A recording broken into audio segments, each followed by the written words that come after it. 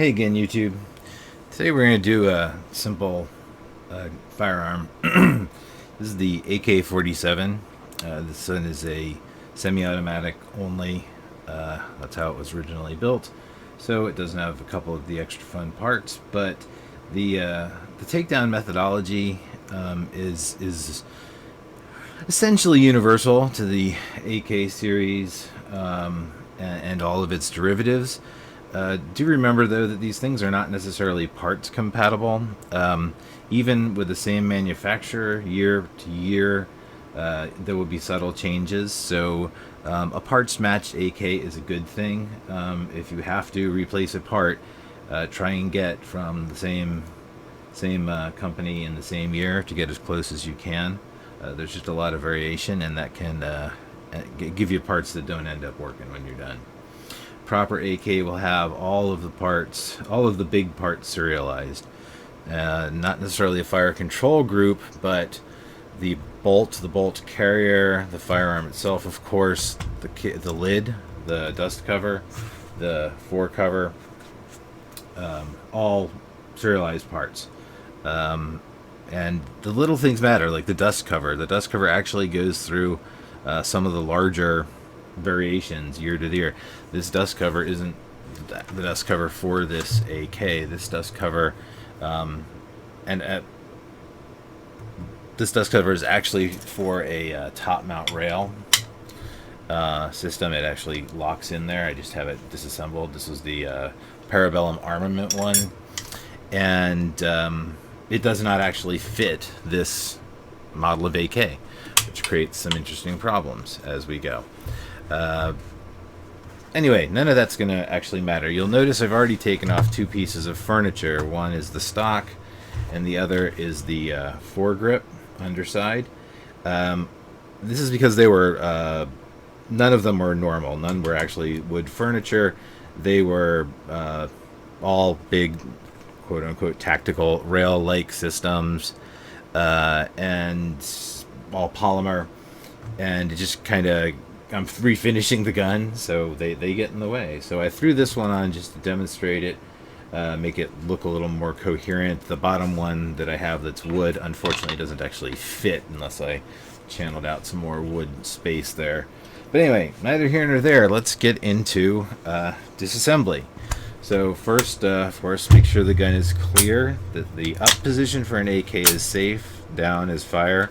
If you had an automatic, you would have another stop in between. And you pull the charging handle back. You want to look into the barrel and make sure it is empty. Obviously, we have no magazine in there, so that's what we're looking for. Is we're pulling that back, making sure it's empty, letting it go back forward.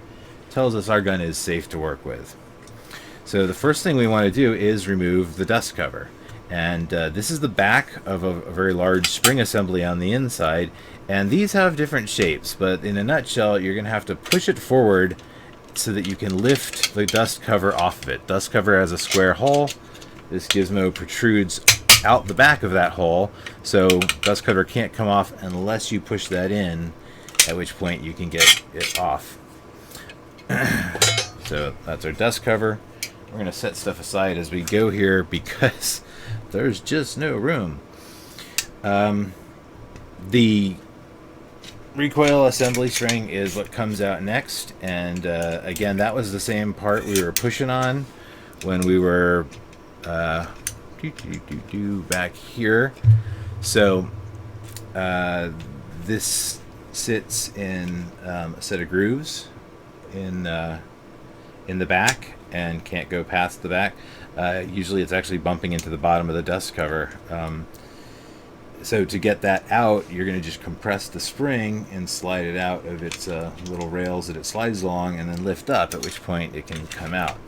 Now, wow, I just rocked the camera. Hopefully the focus is not terribly gone. This will pull out of the body of the piston, and I had to tug on this one because the reason I'm refinishing it is the thing is completely rusted and a disaster area, and I have not yet taken the rust out of the inside. So these do come apart. You can just buy a replacement spring. They consist of 1, 2, 3, 4, 5 pieces. So the actual back piece has welded into it a piece of metal that's in a U shape, about what is this, 6 inches long, and then there's a second U-shaped piece of metal, and those are linked together inside the spring. And then this little end cap is just there to hold the ends of that second piece. So if you were to pull the spring away from the end cap, you'd be able to pop the end cap off, get the spring off, and then pull these guys apart and replace any one of them that was damaged and broken and reassemble. Or you can buy the whole thing. This is a part that's got a little more interchangeability, pretty much as long as you get it from the same vendor, or in this case pretty much country, you'll be okay. This happens to be a Bulgarian one from I'm a old-fashioned Romanian wasser kind of guy, but some people like these. These are the Arsenal imports. Anyway, once the spring is out and out of our way, we're going to pull the bolt carrier back. Now, the bolt carrier can slide more or less freely up and down. And if you notice, though, this rear area here has a larger opening at the very back. That's to match the rail rod. It's to match the side of the bolt carrier where it rides the rails, so it can actually lift out at that point. So I'm going to turn that upside down for a second. These are the rails I was talking about, just from here to here and here to here. That's what goes into this slot and then slides underneath the rail system, going back and forth. I'm going to stop here momentarily to take the bolt out. This is a rotating bolt system, and so it doesn't get to go just straight back and forward. It's actually riding in a groove that rotates it. And so when you're at the bottom, when it's all the way back, you can rotate it all the way around, and this is the lug that's riding in this channel. So that's the part that is the curves are happening around. So when the gun is in battery, it's like this. When the gun goes off, the recoil will be pulling the piston back, which, as you saw here, this part is still in the gun. It's locked up, and the piston starts to come back, and what you'll see is this part rotates itself when it gets to the end. And then coming forward, it rotates it back when it closes. Unlock, lock, unlock, lock. And so to get it out, you just put it in the back, rotate it around, remembering that this is your cam, and it comes right out. We'll take the bolt apart in a sec. I'm going to finish our field strip. The next large component to get off is furniture. So this lever here controls the rotation of a pin that is actually only a half pin. And so when the round half of the pin is at the bottom, that's holding this piston rod cover in place. So we unlock that, and you'll see that it rotates now, and the flat part we can line up in such a way that this is going to clear it. When it's like this, the round part comes over and we can't get that out. But once it's back here, we can lift that out, and then it comes right off. What that exposes is the bottom handguard, and you're going to just have to use your imagination that this was sitting here. This piece of wood is very simple in how it actually goes in. It just gets shoved into this space in the underside, and that's that shape there, fits in there. And then on the front, it actually would slide up under this U-shaped bar, and that's what holds it in place. So when you want to get the furniture off, what you have to do is address this locking mechanism. This is, again, a little lever attached to a pin, which is, again, a half pin. In this case, when it's in the locked position, which is, you know, towards the body of that piece of wood when the handguard is there. The round side is down, and there is a groove in the barrel that's going through. When we rotate this, you want to be very careful when you do this. I normally always put a few drops of penetrating oil in there first. This is a fairly fragile mechanism. If you just stuck a screwdriver on there and popped it up, it would break right off, and you'd be in a world of hurt, because then you got to drill it out. Once it's flipped around forward, the whole piece can ride forward. So that's the groove that the half pin sits in. It aligns itself with grooves on either side that match up to this piece of metal. So it's going to keep itself straight up and down once you start it in. But again, when relocking it, you'd be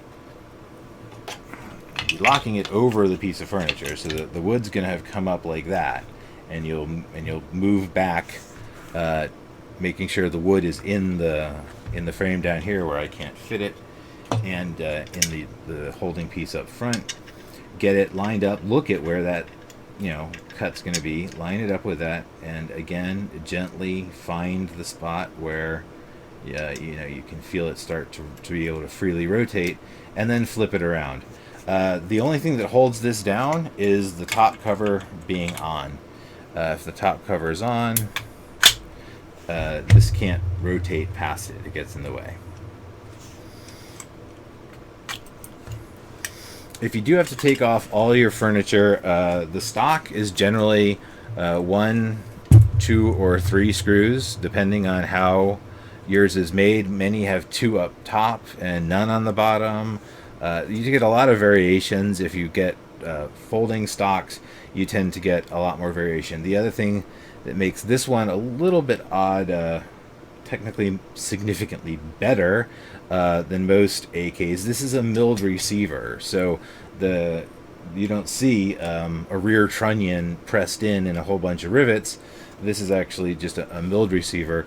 That's a sturdier gun, but frankly, it adds weight, it adds price, and all manner of other things, and also creates some variations, because now the attachment mechanisms, since they're not on a separate trunnion, you're kind of at the mercy of whatever was designed into your piece. Unless you're an expert welder, this is going to be what you have for life on your milled receiver, which is not the end of the world. But again, I digress.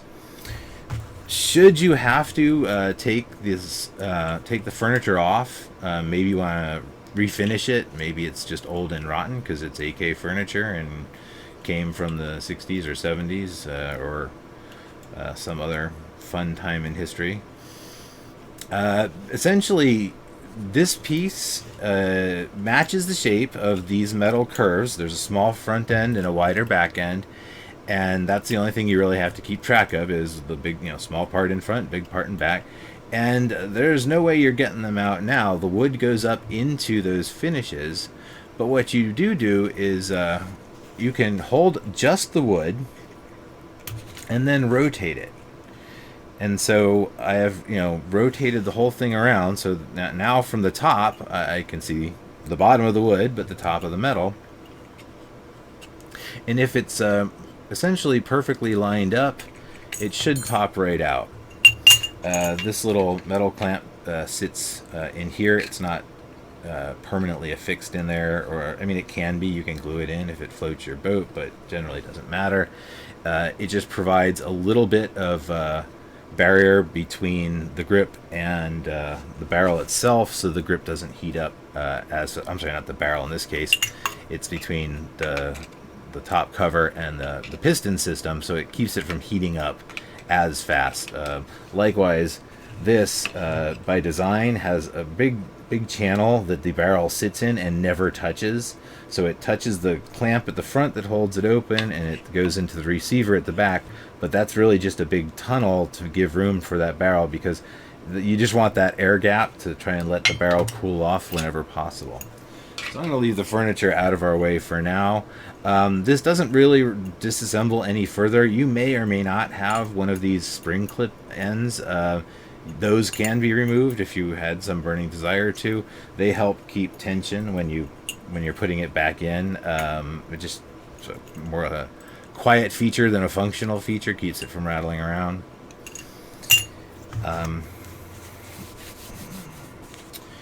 So the fire control system. That's really all the bits that are left. I've taken my sight system out. If you have, unless you're replacing it, don't do it. It's in there with some really strong leaf springs. Essentially, this leaf spring is going to get tucked into there, and then it has this one little tiny divot, which actually does bottom out in that hole, so it's really hard to get started. But you also put a punch in the divot to get it moving backwards or forwards as you're putting it in or out. And so once you get this huge leaf spring in there, then you have to push down against that. And I don't know if you're going to be able to get... Let's see. Let me take that guy back out. And I think you might actually be able to see the path that these things follow. I hope you can see this. If you look here, there's a pathway that goes down to where this opening is. And essentially, if you had your front sight or whatever, it would have two little circles on either end that are what it rotated around. And the only way to get those in is you start them back here where this little ramp is, and you guide them in. And that goes in and down, pushing really hard against that leaf spring. But once you get far enough, then it can pop up into where it stays essentially forever as you're operating it. And so once it's in there, it's still being pushed on by the leaf spring, and so based on the shape of the underside of it, there's a flat position when it's lying down and another flat when it's vertically, so that it does snap up and down. But again, getting them in and out is a real bear, because you've got to use the sight itself to compress a very, very stiff leaf spring and do a lot of manipulation by hand. So again, wouldn't recommend doing that if you don't actually need to do that. So to take the rest apart, the first thing you want to remove is the safety.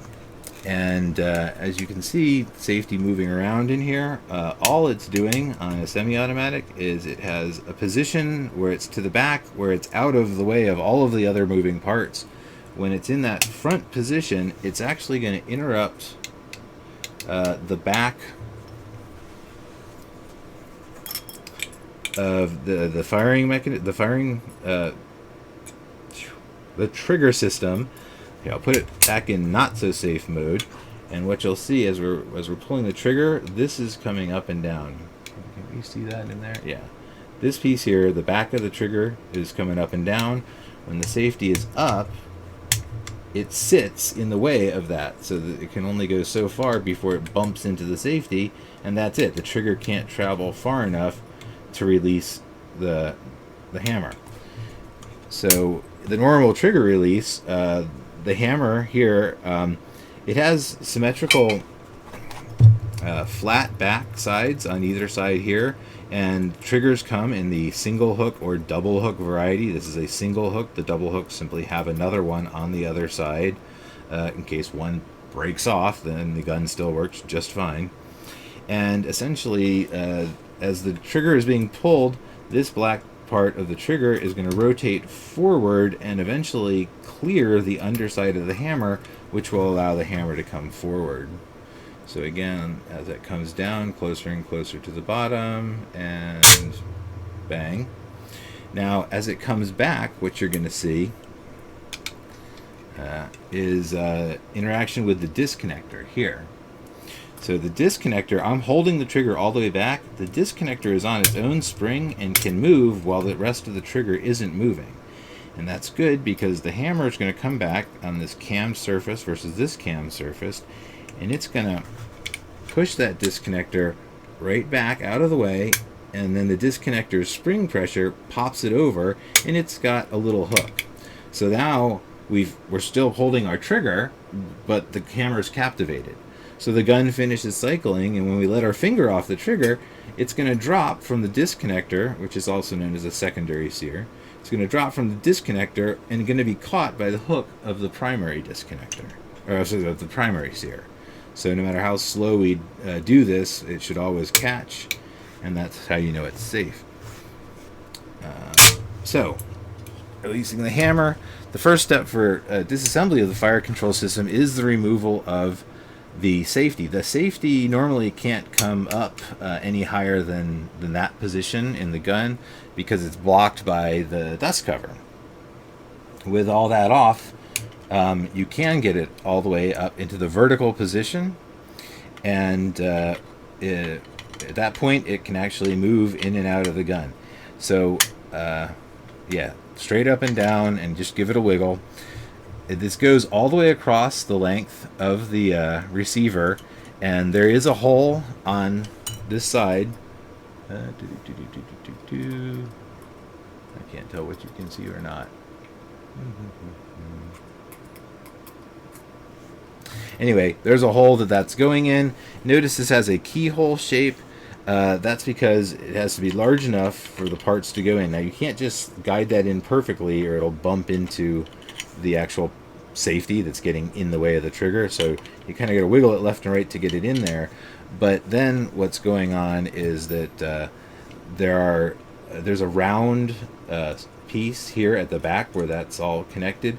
This round piece is what actually fits in this hole. So this is just for clearance of the rest of the parts going in, which is why it has to be vertical to clear all that.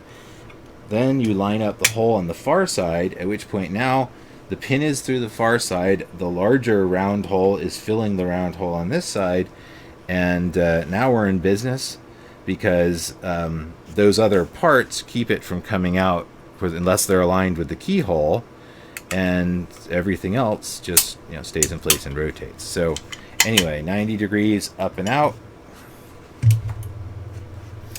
and yeah, now we've got the hammer and trigger systems, and for this I highly recommend something like a twist tie. I'm going to use a pipe cleaner. What we were doing is we're going to get the springs out of the way in such a way that we keep our fingers intact. These are coil wound springs, and the ends of them tend to be razor sharp, and it's a little bit difficult to get them in the right place. I'm going to pull one up so you can see it. They just sit on the back of the trigger bar back there, and that's what's giving you trigger return pressure. This little 90-degree zigzag here, that's so that it doesn't lay on the bottom of the gun. It actually lays on the back of the back of the trigger bar there. You can see the one on this side already in, and then on this side that's where it would go. So we want to hang on to these, and the easiest way to do that is to wrap them around the flat side on the hammer. Now they're not going to just stay there on their own, so you want to keep a finger holding that in place. If you have the luxury of some needle nose pliers, I highly recommend putting them to use for this process. And what you want to do is just get both of them past and onto the top there, and yeah, they'll cross over up here. And the key is, this is where you want to grab this stuff and get a twist tie or something, and as long as you get one good twist in there, they're not going to come apart. And that means that when we pull the hammer in and out, it's going to come in and out as a nice unit without giant springs trying to flip out and puncture us to death. So these pins, this is the optics or sight mount. It's actually a very neat design. So long as this is drilled perfectly onto the gun, this gives you a perfectly level platform, and they make things that connect directly onto this. They make 90-degree angle ones that come up and over the gun. Almost all of them, this is designed to have a lever lock mechanism, so you're not screwing things into this. You're really just sliding your optics package on, flipping the lever in place, and then suddenly you've got a usable optic on your gun. But it does kind of hide the actual pins. So the trigger pin here and the hammer pin here are what has to come out. And so what becomes an issue now is what's called the keeper. And keepers come in many shapes and sizes, and you're not going to get a good view of it until I get it out of the gun. But what it's doing is these pins do not just go straight across the gun. They have a significant groove cut into the left side of them. And that groove actually is on the inside of the body of the firearm, just past the inside wall. And the design is so that you can have a very thin spring lay in that groove and hold it in place. So I'm going to illustrate that when it's all out of the gun, but what it comes down to is it means I've got to push that that spring out of the way, just compressing it and pushing it down a little bit, hopefully just enough to get my hammer pin started, or maybe not quite enough to get my hammer pin started, as the case may be. There we go.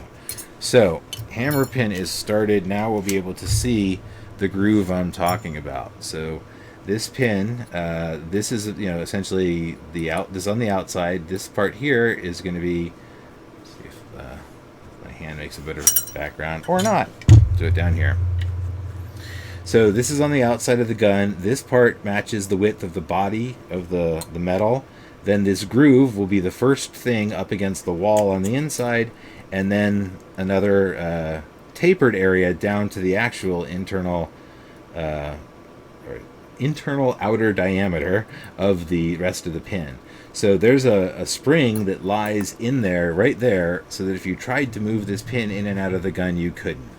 And sometimes that spring is going to have tension from the top, sometimes it's tension from the bottom, sometimes it's a metal plate that actually engages in that you take out earlier or later. You really have to look at each one, figure out how it works, and then from there you determine the order of disassembly. So now that this guy is free, we're going to rotate him 90 degrees and lift him out.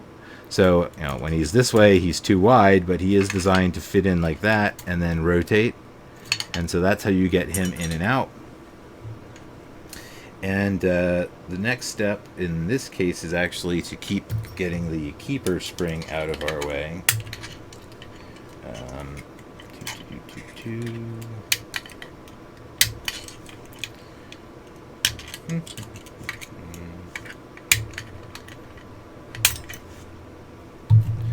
Ta-da!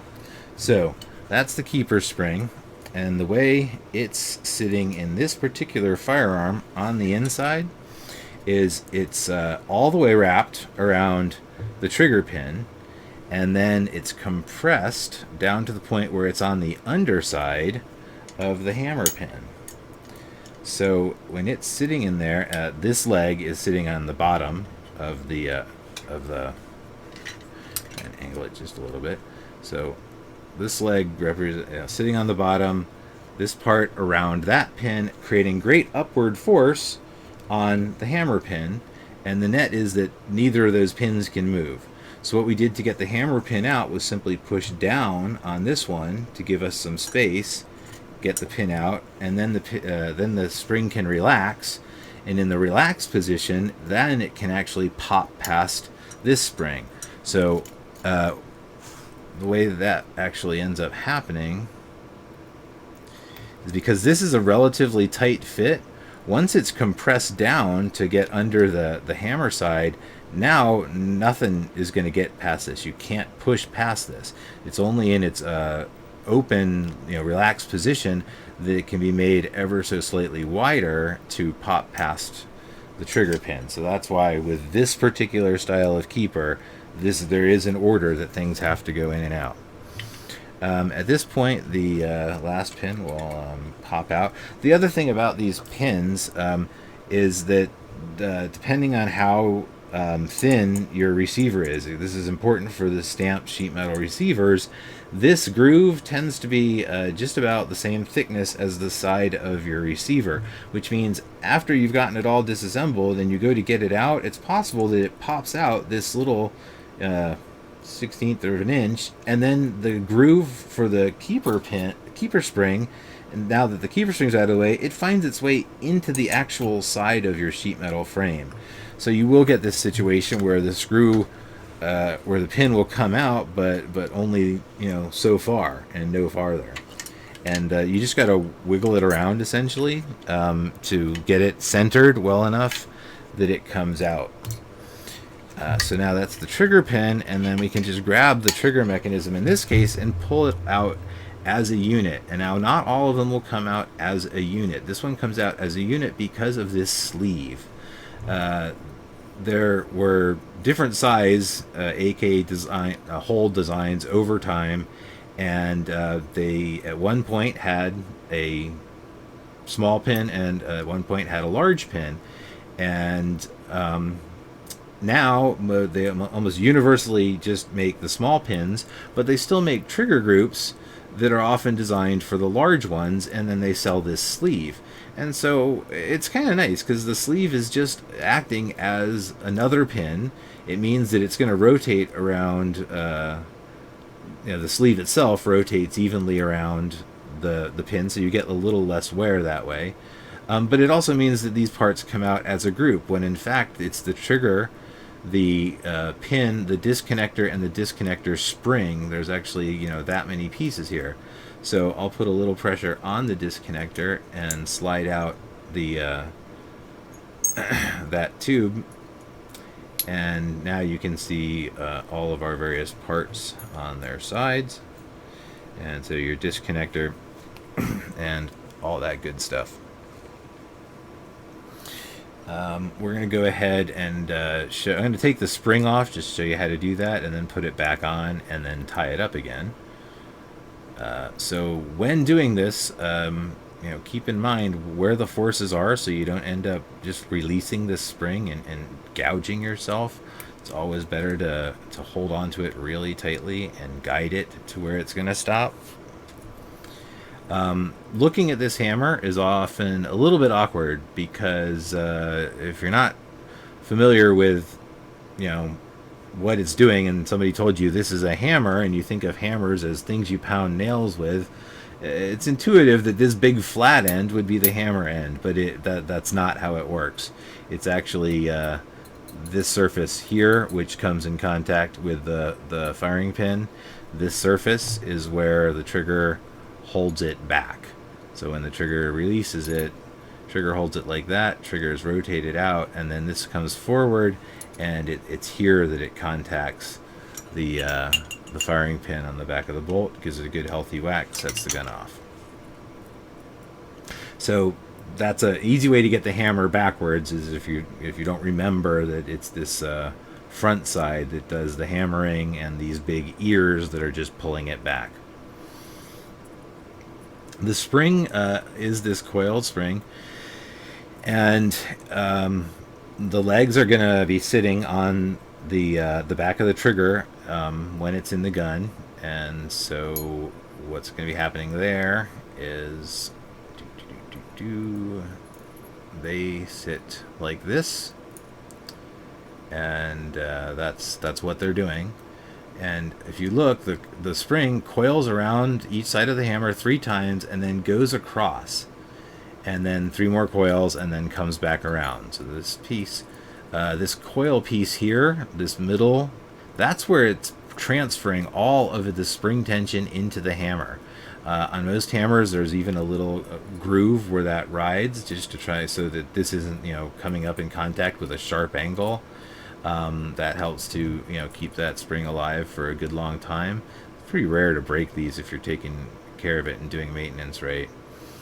Biggest problem is letting grit get in there, because then every time it winds and unwinds, it's kind of sanding itself.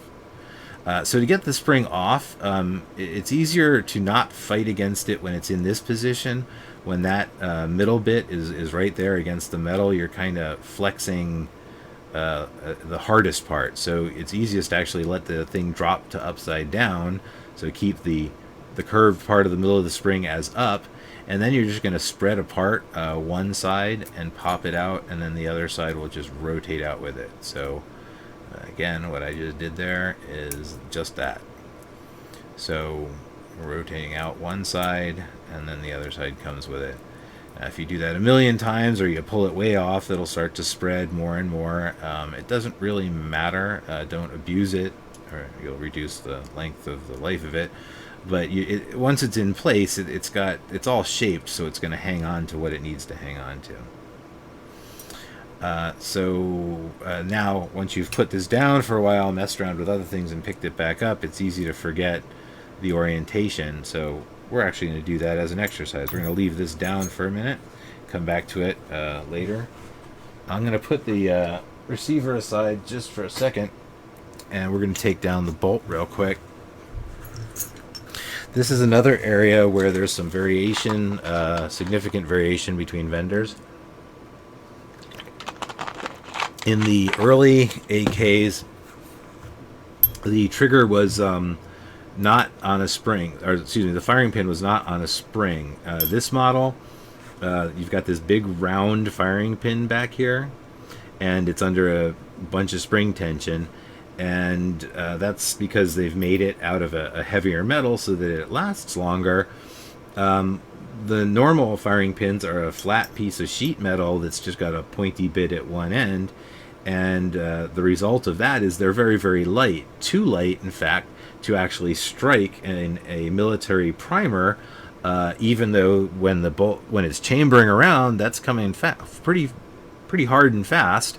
It's going to slam that round home, and the firing pin's inertia is going to go all the way forward, and that has to be weak enough to not pop the primer. And so that's how light the normal firing pins are. And so if you make them light enough so that they can't pop the primer under those conditions, then you don't have to worry about a spring, and it's one less difficult to make component. When you're going to make the firing pin system more robust, then you have to incorporate a spring into the system so that when it slams home, there's something holding that back until the big heavy hammer force hits it. So on the bolt, you've got the big old extractor sitting in there. It's got a coil spring underneath it that we need to get to. And there's two pins that go through it, and they both go through it at pretty funky angles. So one is a simple straight pin that goes across from the actual rotation lug all the way out the underside of it, because when it's in the gun, that's the bottom when it's not locked. So again, this one goes straight across, and you can knock it out. Optimally, this would be the exit side, and this is the side you would knock it out from. Hopefully this isn't in there so super tight that we can't actually do that. This is the one that's holding the firing pin in, so once I push this pin out, we're going to lose that, so I'm going to make sure that that comes out in a relatively controlled direction. So that's the pin that I was referring to, goes all the way through the body. And now I'm going to slide off, and this is the firing pin and its spring, and you notice there's a little cutout at the front of the firing pin. That was where this pin crossed over to hold the thing in place. So that was what was retaining it under all that spring pressure. The remaining pin is actually pretty funky. It's designed to be locked in by the pin we just took out. So if you don't take out the little pin first, you can't get out the big pin that's holding the extractor in. From an angle perspective, since it's holding the extractor in, it makes sense, but it actually is going through the body of the extractor like this. And so there is a hole large enough for it to come out here. When you look at it, it almost doesn't even look like a pin, and the reality is it's got a very funky shaped end so that it can engage with that other pin and lock and allow it to lock this one in place. But what it all boils down to is you've got to push it out from the other side. You can't drive it down, and you wouldn't want to, because if you hit this end with a hammer, you're going to deform it and mess up the locking system. So I'm going to put a finger over my extractor so it doesn't go flying too far, and then I'm going to push out this pin. Let up on the pressure there. Now, as I mentioned, this pin is going through, and it's got this groove cut in it, and that perfectly lines up with the other pin, the way the other pin is going through the firearm. Try and do it on the mat there. So these guys, the little one keeps the big one in place and they also hold each other off at the correct angle through the firearm. So what's left is the extractor and its spring, and then the big gaping hole that they came out of. As I said, this pin goes, if you're looking at the extractor, it goes through this groove here. This top groove is, of course, the actual extractor claw itself. So this is a completely disassembled AK. The other parts, I did mention that the leaf spring system for the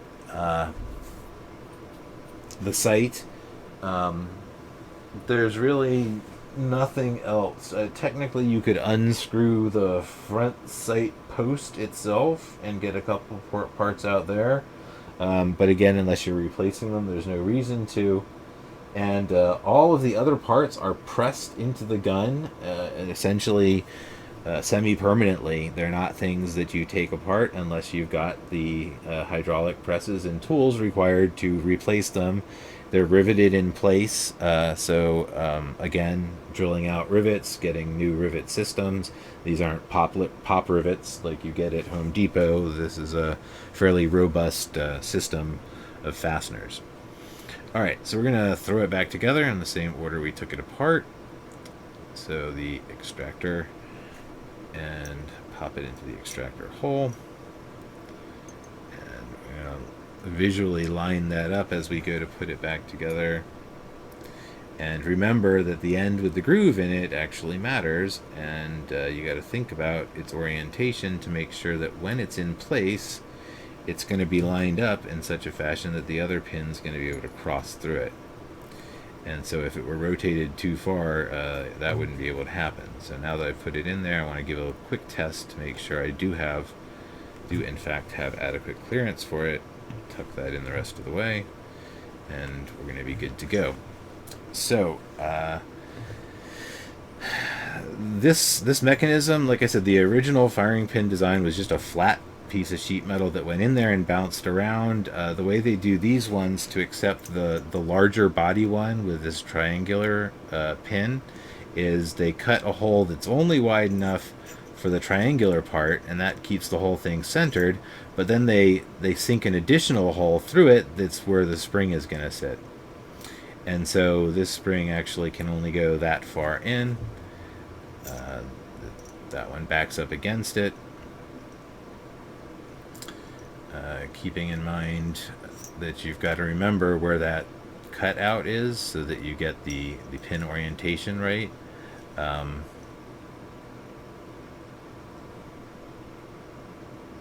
see if depending on how you think of it, there's usually markings on the back that way you can use those as a reference. So in this case, I'm going to hold it like this and want this side to be up, and when I do that, that puts the markings on the bottom. Yep. And again, we're just going to push that in, and hopefully if I lined up right, the pin will go straight through. Again, it usually goes in from the cammed side, and you don't want it to protrude, but you do want it to stay in there, so make sure that that's not going to drift out on its own. When it's in the gun, it really can't drift out too far. It's going to be captivated by this groove that it moves in. And so that's also for reassembly. This is a good point to put the bolt back. You slide it in from the front, and keeping in mind that this funny shaped leg is the cam one. So this is a locking lug, and this back surface is also a locking surface. So the two things that are really protruding out are the underside, this is the bottom, and the one locking lug, and then this funky shaped one, and it's kind of towards the back of the top. I don't know how else to describe it. It's got the most curves on it. I don't know. Either way, the point is, when you put this all the way in here and you rotate it, it's the part that will actually bottom out in this trough in the bolt carrier, and then when you push it forward, it's going to cause the thing to rotate, and that's the position that you load it into the gun with. So we'll leave it in there like that. Next, I'm going to throw the hammer back together. So trying to remember what we talked about earlier, this curved side, we want it to lay against that part. We don't want it to lay this way, though. Where do we? Oh, I'm sorry. We absolutely do want it to lay that way. I almost put it together upside down. So, again, to do that, putting the curve at the top and coming in from the bottom, it does the least wear and tear on the coils. And that is important to check. So if we think about our hammer is going to be coming this way, this being the front of the hammer, our springs are going to be way back there and coiled around, so it's going to do this.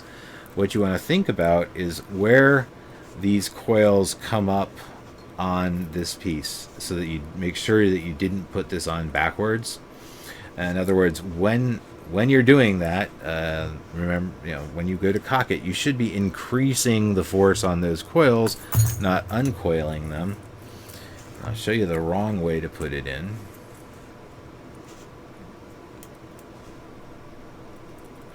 Which will look sort of right from a descriptive standpoint. This is lining up with that groove. So, if you say, well, what's wrong with it? Well, what's wrong with it is you're unwinding the coils to create tension. So these are, at a particular diameter. When I do this, they get wider, not narrower. You want them to be constricting and then releasing. And the other thing is that if you just push on this eventually, you're going to just be bending it over and over and over. And so the correct orientation is going to be where, yes, it comes over at the curve, but then it goes back along the body of the hammer before it starts coiling around. So that coil should really come off, around, back, down, and around, and then coil up.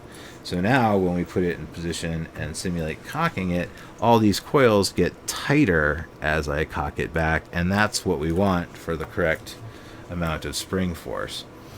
The other thing that we want to do is to find our handy dandy twist tie / pipe cleaner and tie this guy's legs up, because we're getting kinky with it.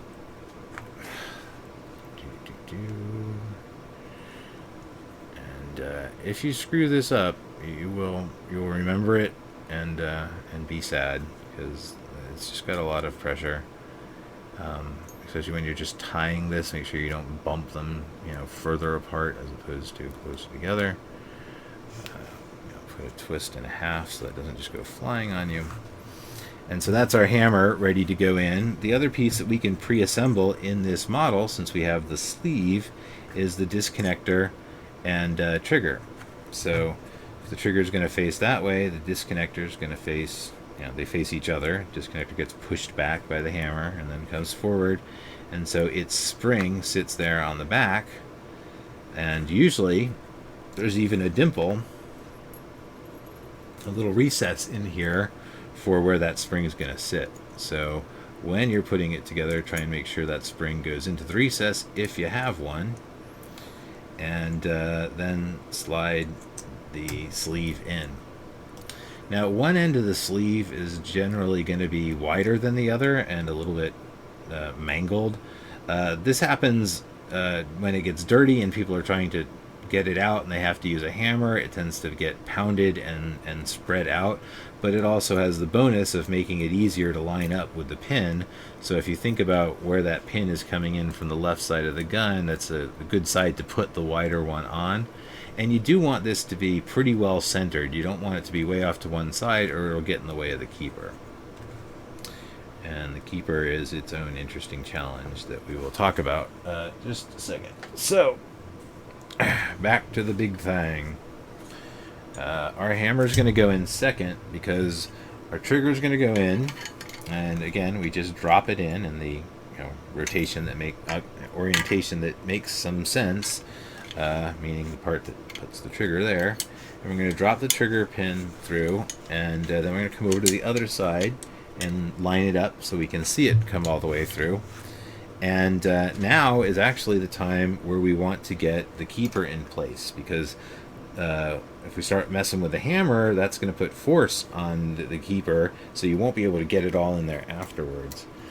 So I'm going to illustrate this on the outside of the gun, because there's just no way to illustrate it on the inside.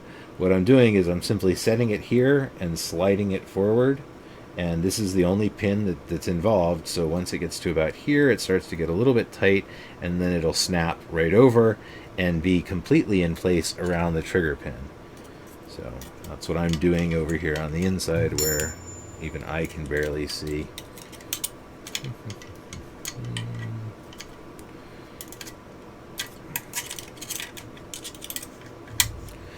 Okay, so now my keeper is in there, and what I can do for giggles, I'm not sure if you can see that hole or not.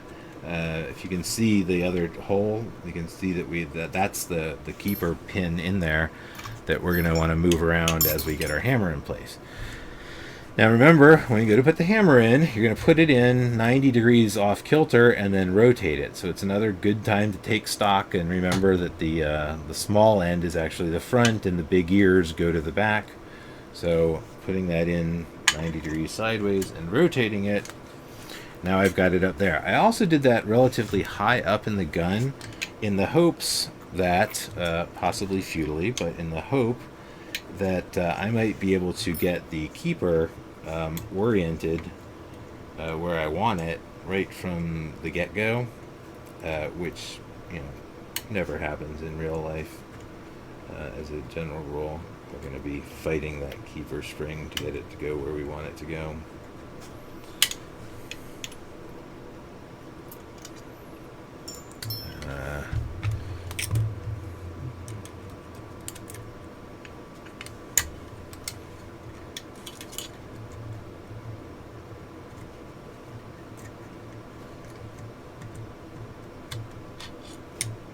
Alright, well, sometimes it's easier to fight it after you go ahead and get the pin started.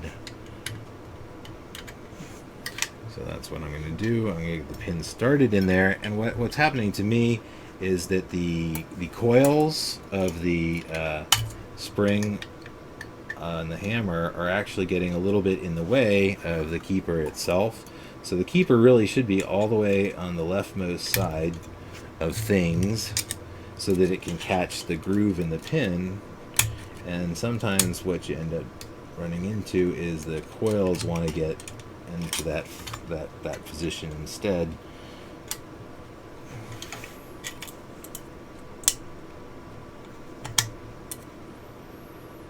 And if the stars align, then what you will find is that you've got it all in place, and you want to visually inspect that. Obviously you're not going to be able to see that pretty well, but the keeper, we didn't back it off of the trigger, and the coils of the hammer are all further towards the inside, and the keeper is all the way flush with the left side of the gun and in that groove, which we can tell because if we try to push this pin out, they can't go anywhere, which means they have been properly captivated. So now, keeping our fingers well away from the big dangerous spring ends, we are going to untie them. And this is another one where, you know, you can hold on to it really carefully, but as soon as you pop one of those springs off, you're going to get significant force against this. So don't have too much distance there, because the hammer's going to come forward with a vengeance once we tap one of those off. Now, I got one off at a time and got lucky. I got two off, still got lucky. Now I can get my thumb out of the way. And the only thing you want to check is that when they landed back here, that they did in fact land on top of the back legs of the trigger. So the trigger should now have spring tension. And we can actually cock the gun and pull the trigger. Again, keep your hands out of the way of it, unlike what I just did. So, last piece on this section is the safety. And so again, remembering that you're going to have to manipulate it a little bit left and right as you go in, and that it will start in that 90-degree position. Get the small hole on the far side lined up, and the whole thing will pop in, and then rotate down. We're going to rotate it down and leave it in that fire position. Before we can put the big parts in, we do need to get the piston tube back on. And so again, this was the locking piece for that, and we're dealing with this piece of metal here, and so we just need it to be in that, you know, vertical position where it's going to stay out of our way, and slide this guy on past it and then lock him in place. And then remember, we put our bolt in, and we made sure it was, you know, the rotating lug was in that rotating pathway in the bolt carrier, and that's the position we want to put it together in. And so we're gonna hold it like that, because the first thing you have to do is guide the piston into the piston hole. You're not going down here in the chamber. It's up here that the piston system lives. And I almost was stupid there. Cock the hammer. Now you can put the piston in. Remember that these holes back here are for lining up the bolt carrier. What you'll be pushing down against, that pressure that's pushing back up on you, is actually the hammer itself. That's why the hammer has to be cocked for you to do this. If the hammer is forward, you're going to make a disaster. So cock the hammer. What you'll be pushing against is the hammer force. Push straight down so that both sides, you know, you want to make sure that they drop in evenly. So that's them out and in, out and in. And so once both sides are in, then you can move it forward. At this point, it's operationally doing its thing, as long as it doesn't come so far back that it can fall out. This is what it does when the gun's doing its job. Then the the spring assembly goes inside the body of that piston. And again, remembering that these little rails on the bottom of the button go into the little rails at the back here, so we're going to have to compress them enough to get them past that point, and then there, it shouldn't lift up at that point. It should be well positioned in there. The last piece is the cover, and be careful not to just try and put the cover on from the back like that. That's not actually right. The cover is not being held onto on the front.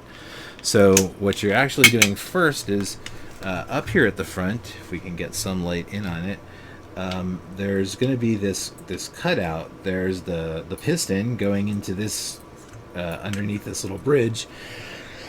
Excuse me. And then that bridge has this crescent cut in it, and that cut is for the end of the top plate, the dust cover. So you actually put that in first, because otherwise you bounce too low and hit the piston side, bounce too high, hit the sights. Put that in first, and then when you come back here, there's usually a kind of brute force trick, as long as you don't love your AK so much, but you do see it happen an awful lot, because as a general rule it works. It's just a bit of wear and tear, which is simply hit it, and I missed. So if you hit that just right, it will push the push the spring mechanism forward and lock itself down at the same time. So as long as the front's lined up and you hit it at that downward 45-degree angle, it'll often pop itself into place. If you love your AK and don't like hitting things, what you do is you get that front started, and then you're going to come in here and guide that forward a little bit so that you're pushing it forward, and then you gently lower it down where you can actually see it.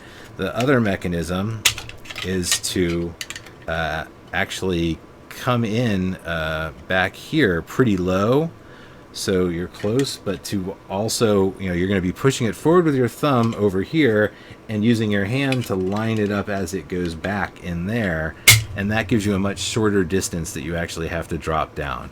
But either way, the spring part should pop out the back and hold everything in place, and we should be able to take it through its function check. We're going to rack it. It should come forward on its own. If the safety is on, the trigger should go only back. It'll go back, but not far enough to fire. Safety off, it should fire. So the other test is to rack it. I'm going to pull the trigger and hold, rack it again, and now listen for the disconnect to transfer over to the primary sear as I let up on the trigger. At that moment, I've now caught it on the primary sear. I should be able to pull the trigger back and drop the hammer. If that hammer didn't drop because it already came forward, that means that I messed up my disconnector. In this case, it's good to go. And that's your AK-47. Everybody should have an AK-47. They're just nice.